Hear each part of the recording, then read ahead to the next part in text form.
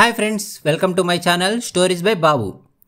శ్రీదత్త చరిత్ర సిరీస్లో భాగంగా మనం ఇప్పటికే శ్రీమన్నారాయణ అవతారాల అవతరణ గురించి, సుమతి కౌశికుల కథ గురించి ఆల్రెడీ తెలుసుకున్నాము.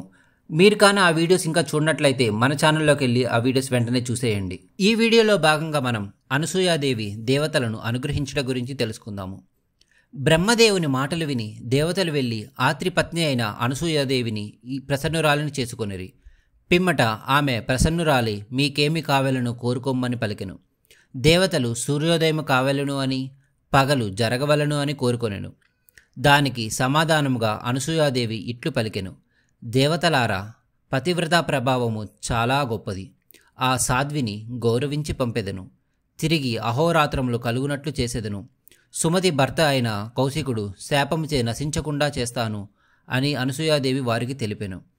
అటు తర్వాత అనసూయాదేవి మహా సాధ్వి అయిన సుమతి గృహమునకు బయలుదేరెను. నీవు నీ భర్త కుశలమేనా అని అడిగెను.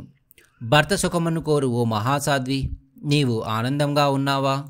నీ భర్తను దేవతలందరికన్నా మిన్నగా తలుచుచున్నావా అని అడిగెను. భర్త సేవ చేయటం చేతనే నేను మహాఫలమును పొందాను. స్త్రీకి పతి సేవ వలన సర్వకామ్య ఫలములు సిద్ధించును. మానవుడు 5 రుణములను తీర్చుకోవలసి ఉన్నది. వర్ణధర్మం ప్రకారంగా అతడు ధనమును ఆర్జించాలి. లభించిన ధనమును విధిని అనుసరించి సత్పాత్రులైన బ్రాహ్మణులకు దానం చేయాలి. ఎల్లప్పుడూ సత్యము, దయ, తపస్సు, దానము, అహింస వీటితో కూడి జీవించాలి. మరియు ప్రతిదినము రాగద్వేషములను విడిచి పెట్టవలెను. యథాశక్తిగా సకల శాస్త్రముల ప్రకారమును అనుష్ఠానము ఆచరించాలి. పురుషుడు ఈ విధముగా తన శక్తిని అనుసరించి తమ వర్ణ ధర్మములను ఆచరించిన ఎడల ఉత్తమ లోకములకు పోవును. అతడు మహాక్లేశములను అనుభవించుచున్నను క్రమంగా ప్రజాపత్యాది పవిత్ర లోకములకు వెళ్ళుటకు సమర్థుడు అగును. స్త్రీ కేవలం పతి సేవ చేయుట మాత్రమే చేతనే పురుషుని యొక్క ఆర్జితములైన అన్ని పుణ్యములలోనూ సగభాగమును పొందుచున్నది. స్త్రీలకు ప్రత్యేకముగా యజ్ఞములు గాని, శ్రాద్ధములు గాని, ఉపవాసములు గాని శాస్త్రములందు విధింపబడలేదు. పతి సేవ చేత భర్త చేసిన పుణ్యములలో సగభాగమును పొందుతున్నారు. స్త్రీ పతి సేవ చేయుట చేతనే కోరుకున్న సర్వలోకములకు పోవుటకు సమర్థురాండు అగుచున్నారు. ఓ సాధ్వీమణి, ఓ మహాభాగే, నీవు పతిదేవుని సేవయందు నిరంతరము ఉండుము. స్త్రీలకి పతియే ప్రత్యక్ష దైవము. పరమగతిని పొందించుచున్నది భర్త అయినవాడు దేవతలను, పితృదేవతలను, అతిథి గణములను సాత్కారపూర్వకముగా పూజాది పుణ్యకర్మలను ఆచరించును.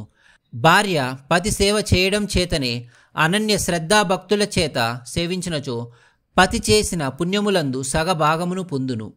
ఇలా ఆత్రి మహర్షి భార్య అయిన అనసూయ చెప్పిన మాటలు విని సుమతి అత్యంత ఆదరముతో ఆమెను పూజించినది. ఓ శుభదాయిని, నేను ధన్యురాలిని. దేవతలు కూడా నా యందు అనుగ్రహం చూపిరి. నీవు కూడా మరల నా స్వామి యందు శ్రద్ధను పెంపొందించితివి. పతి ప్రసాదముతోనే స్త్రీలు ఈ లోకమునందున పరలోకమునందున సుఖములను అనుభవించుచున్నారు. కావునే స్త్రీకి భర్తయే పరమదైవము. స్త్రీకి పతితో సమానమైన వస్తువు లేదని భర్త ప్రసన్నురాడైనచో ఈ లోకమునందున పరలోకమునందున సహాయపడునని నాకు తెలుసును.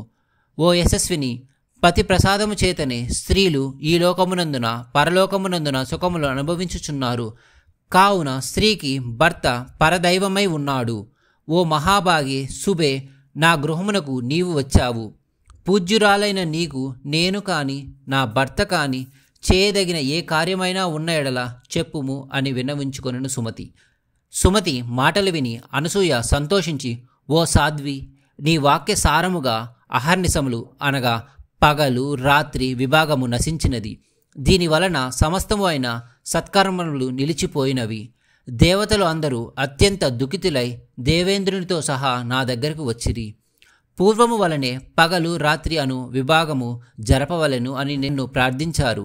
నేను దీనికోసం నీ దగ్గరకు వచ్చితిని అని చెప్పాను. నా మాట నువ్వు వినుము అని అడిగాను. ఓ తపస్విని, పగలు లేనందున సమస్త యాగకర్మలు జరగటం లేదు. యజ్ఞములు లేనందున దేవతలకు పుష్టి కలుగుటలేదు. కర్మలోపము చేత అనావృష్టి సంభవించెను. అనావృష్టి వలన జగత్తు అంతయు నశించిపోవును. ఈ విపత్తు నుండి జగత్తును రక్షించుము. నీవు తలచినచో ఓ సాధ్విమని సూర్యభగవానుడు కూడా పూర్వపు మాదిరిగా ఉదయించును. ప్రసన్నురాలువు కామ్ము అని అనసూయాదేవి సుమతితో పలికెను.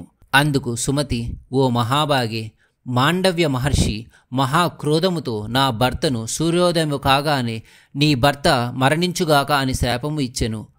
అప్పుడు అనసూయాదేవి సుమతితో ఇలా పలికెను, ఓ సాధ్విమని, నీకు ఇష్టమైనచో నీ యొక్క పతి శరీరమును యథాప్రకారముగా నేను చేయగలను.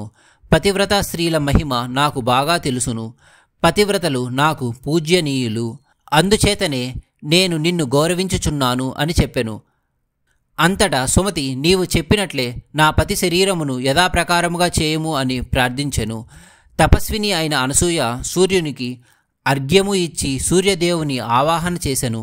అప్పటికి 10 రోజులు రాత్రిగానే గడిచెను. అనంతరము వికసించిన కోమలం వలె ఎర్రనైన ఆకృతి గల సూర్యభగవానుడు ఉదయించెను. వెంటనే సుమతి యొక్క భర్త మరణించెను. సుమతి భూమిపై పడిపోవచున్న తన భర్తను పట్టుకొనెను. అది చూచి అనసూయ, ఓ మంగళప్రదురాలా, నీవు విచారించకము. నేను పతి సేవ చేత నేను సంపాదించిన తపోబలము ఎంతటిదో నీకు చూపించెదను. నేను రూప, శిల, బుద్ధి, వాక్కు, మాధుర్యాది సద్గుణములలో నా భర్త కంటే ఇతరులు ఎవ్వరూ సరితూగలేరు అని నిశ్చయముగా నమ్మితిని. ఆ విధముగా నేను దృఢమైన పతిభక్తి గల దానినైతే ఈ కౌశికుడు వ్యాధి విముక్తుడై యువకుడై భార్యాసహితముగా 100 సంవత్సరములు జీవించుగాక. నేను నా భర్త సకల దేవతల కంటే అధికుడు అని నేను ఎరుగుదును. ఈ సత్యవాకు ప్రభావము చేత ఈ కౌశికుడు రోగరహితుడై మరలా జీవించుగాక. త్రికర్ణములచే భర్త సేవను గురించి ఎల్లవేళలా నా మనస్సు సత్యముగా ఉండిన దానినైనా ఈ కౌశికుడు జీవించుగాక అని అనసూయ పలకగా, ఆ కౌశిక బ్రాహ్మణుడు వ్యాధిరహితుడై యువకుడై జరామరణములు లేని దేవత వలె దివ్యకాంతితో గృహములకు ప్రకాశించుచు లేచి నిలబడెను. అప్పుడు దేవతలు పుష్పవర్షము కురిపించిరి. దేవదుందుబులు మారు మ్రోగెను. దేవతల ఆనందమునకు అవధులు లేవు. అనంత దేవతలు పతివ్రతా శిరోమణి అయిన అనసూయాదేవితో ఇట్లు పలికేరి, ఓ శుభప్రద మహాపతివ్రతా శిరోమణి, నీవు దేవతలకు మహాకార్యమును చేసినావు. నువ్వు ఏదో ఒక వరమును కోరుకోమని చెప్పెను. ఓ కళ్యాణి, సూర్యోదయము అయినందున వరములు కోరుకొనుము. దేవతలకు నీకు వరమిచ్చుటకు ఎంతో సంతోషముగా ఉన్నారు అని పలికెను. అందులకు అనసూయాదేవి, ఓ బ్రహ్మాది దేవతలారా, మీరందరూ నా యందు ప్రసన్నురాలై వరమును ఇయ్యదలచినారు.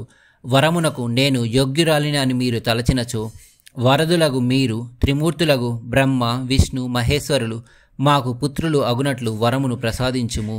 మరియు క్లేశములు పోగొట్టి యోగము గల దానిని అగునట్లు వరమును ఇవ్వుము అని పలికెను. అప్పుడు బ్రహ్మ, విష్ణు, మహేశ్వరాది దేవతలు నీవు కోరినట్లు వరమును ఇచ్చితిమి అని పలికెరి. తపస్వినియగు అనసూయాదేవిని యథావిధిగా గౌరవించి వారు వారి స్థానములకు వెడలిపోయిరి. అనసూయాదేవి కర్దమ మునీశ్వరుడు దేవహుతులకు పుట్టిన 2వ సంతానము, కపిల మహర్షి యొక్క సోదరి. ఆత్రి మహర్షి బ్రహ్మ మానసపుత్రుడు. కర్దము అనసూయాదేవిని ఆత్రి మహర్షికి ఇచ్చి వివాహము చేసెను. అనసూయాదేవి మహాపతివ్రత. వారికి సమస్త ప్రాణికి జీవన ఆధారుడగు చంద్రుడు జన్మించెను. బ్రహ్మ రూపముగా చంద్రుడు ఆత్రి మహర్షి మానస రూపమున అనసూయాదేవి వలన జన్మించెను. సకల తత్వములకు ఆధారమైనవాడు, ఆయుర్దాయ కారకుడు, మహాత్ముడు అగు విష్ణుమూర్తి కూడా అత్యంత సంతృప్తి చెంది తన అంశ ప్రధానముగా సత్వగుణ స్వరూపముగా ద్విజోత్తముడు అగు దత్తాత్రేయ రూపమున జన్మించెను. శ్రీ మహావిష్ణువు దత్తాత్రేయ నామముతో ప్రసిద్ధి చెంది సత్వగుణ ప్రధానముగా ద్విజోత్తముడుగా స్వశరీరము నుండి ఉద్భవించెను. అనసూయాదేవి యొక్క స్తన్యమును పానము చేసెను. ఇతడు సాక్షాత్తు నారాయణుడు. అత్రి మహర్షికి 2వ కుమారునిగా జన్మించెను. దత్తాత్రేయునిగా పేరు ప్రఖ్యాతిని పొందెను. తరువాత రుద్రుడు తల్లి గర్భము నుండి 7 రోజులలోనే జన్మించెను. ఈ విధముగా తమోగుణ ప్రధానముగా రుద్రాంశచే దుర్వాస మహర్షి ఉద్భవించెను. ఈ విధముగా బ్రహ్మ, విష్ణు, మహేశ్వరులు ముగ్గురు అనసూయాదేవికి పుత్రులుగా జన్మించిరి. బ్రహ్మ చంద్రుడు అయ్యెను. విష్ణుమూర్తి దత్తాత్రేయుడు అయ్యెను. ఆ శంకరుడు దుర్వాసుడిగా పుట్టెను. దేవతల వరము చేత ఇట్లు త్రిమూర్తులు అనసూయాదేవికి పుత్రులుగా జన్మించిరి. చంద్రుడు శీతల కిరణముల చేత లతలను, ఔషధములను, మానవులను రక్షించుచున్నాడు. చంద్రుడు ప్రజాపతి రూపముగా ఇట్లు అందరిని తృప్తిపరచుచున్నారు. దత్తాత్రేయుడు దైత్యులను సంహరించి ప్రజలను కాపాడుచున్నాడు. శిష్టులను అనుగ్రహించుచున్నాడు. యోగ మార్గమును బోధించుచున్నాడు. అందుచే దత్తాత్రేయుని అందరూ మహాయోగి అని తెలుసుకున్నారు. దుర్వాసుడు తనను అవమానించిన వారిని నశింపచేయును. రుద్రాంశవాడు గనక దుర్వాసుడు మనోవాక్కుల చేత దృష్టి ప్రసరింపచేసి దుష్టులను సంహరించును. భగవానుడు ఆత్రి మహర్షి చంద్రునకు సోమ పదవి ఇచ్చి ప్రజాపతిని చేసెను. విష్ణువంశతో జన్మించిన దత్తాత్రేయుడు యోగ నిష్ఠుడయ్యను. దుర్వాసుడు తల్లిదండ్రులను వదిలి ఉత్తమ వ్రతమును అనుభవించెను. ఉత్తమ భావముతో లోకములన్నీ తిరుగుచున్నాడు. దత్తాత్రేయ మహాయోగి లౌకిక సాంగత్యము వదిలి మునిపుత్రులను వెంటబెట్టుకొని తిరుగుచుండెను. ప్రియ దర్శనుడు మహాత్ముడు అగు ఆ యోగిని మునిపుత్రులు విడవకుండిరి. సరస్సు యొక్క ఒడ్డున 100 దివ్య సంవత్సరములు ఆ మునికుమారులు ఆ యోగిని వదలక అచ్చట ఆయనతోనే ఉండిరి. దత్తాత్రేయుడు వారందరూ తనని వదిలి వెళ్ళిపోవుటకు ఒక ఉపాయమును ఆలోచించెను. దివ్యాంబరదారిని, సౌందర్యవతి, మంగళప్రదాత్రి అయిన ఒక యువతిని వెంటబెట్టుకుని సరస్సు నుండి పైకి వచ్చెను. దత్తాత్రేయుడు స్త్రీతో కూడిన నన్ను చూచి మునిపుత్రులు నన్ను వదిలివేయుదురు అని అనుకొనెను. మునికుమారులు విడిచిపోయినచో తను యోగనిష్టతో ఏకాంతంగా ఉండవలెను అని తలచెను. అయినప్పటికీ మునికుమారులు ఆ దత్తాత్రేయుని వదలలేదు. తరువాత దత్తాత్రేయుడు ఆ స్త్రీతో కలిసి మద్యపానము చేసెను. అప్పుడు కూడా మునిపుత్రులు ఆయన మహాత్మునిగా భావించి విడిచిపెట్టుటలేదు. ఆ మునీశ్వరుడు గీత, వాద్యాది, రమణి, సంభోగ, సంసార గుణమునకు వికారరహితుడు అగుట వలన మహాత్ముడని తెలుసుకొని ఆ యోగిని ఆశ్రయించే ఉండిరి ఆ మునికుమారులు. యోగీశ్వరుడు అగు దత్తాత్రేయుడు స్త్రీ, సంభోగ, మద్యపాన, గీత, వాద్యాది, సంసార గుణమునను కలిగి ఉన్నను, చండాల గృహమునందు ఉన్నను, వాయుదేవుని వలె దోషము చెందడు. కొంతకాలమునకు బలవంతుడగు కార్తవీర్యార్జుని తండ్రి అగు కృతవీర్యుడు స్వర్గస్థుడు అయ్యెను. అటు పిమ్మట మంత్రులు, పురోహితులు, పౌరులు కూడా దత్తాత్రేయుని రాజును చేయదలిచితిరి. అప్పుడు దత్తాత్రేయుడు వారితో ఇట్లు పలికెను: అమాత్యులారా, పురోహితులారా, పౌరులారా, నేను నరక సమానముగా రాజ్యమును పాలించెను. రాజ్య పాలన నిమిత్తము పన్ను తీసుకోవలసి ఉండును. పన్ను తీసుకున్నప్పుడు రాజ్యమును ధర్మముగా పాలించాలి. వైశ్యులు రాజునకు వస్తువులు విక్రయించినందువల్ల వచ్చిన లాభంలో 12 వంతులు పన్నుగా ఇవ్వవలెను. ఈ విధంగా ఇచ్చినందువలన చోర భయము లేకుండా రక్షకభటులు వారిని రక్షించుచుందురు. మార్గమునందు సుఖముగా పోవుదురు. గొల్లవారు పెరుగు, నెయ్యి, మజ్జిగ విక్రయము చేయగా వచ్చిన లాభములో 6వ భాగమును, అదే విధముగా రైతులు కూడా 6వ భాగమును రాజుకు ఇవ్వవలెను. అగ్నిహోత్రము, తపము, సత్యము, వేద అధ్యయనము, ఆతిథ్యము, వైశ్యదేవము ఈ కర్మలన్నిటినీ ఇష్టమని చెబుతారు.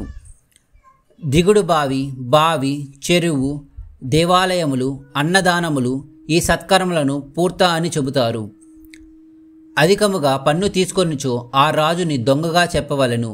అంతేకాకుండా ఇష్ట, పూర్త, పుణ్యము నశించును. మరియు రాజు పన్ను తీసుకొనుచు తను పాలించక ఇతర వృత్తిని చేసుకొనుచో, ఇతరులతో పాలనను చేయించినచో నరకమునకు పోవును. అందువలన నేను తపస్సు చేసి యోగిని అయ్యెదను. యోగిని అయ్యి అభీష్ట సిద్ధిని పొందెదను. భూమిని పాలించుటకు సమర్థుడు కావలను. శస్త్రశాస్త్రములు కలవాడు, మాననీయుడు కావలను. అట్టి సమారాధ్యము గలవాడిని అయినప్పుడు రాజ్యము చేయగలను. లేని ఎడల నేను వ్యర్థముగా పాపమును పెంచుకొను వాని అగును అని నిశ్చయముగా మంత్రి దగ్గర చెప్పాను. Thank you guys. ఇలాంటి వీడియోస్ మరిన్ని తెలుసుకోవడానికి మన ఛానల్ని సబ్స్క్రైబ్ చేయండి.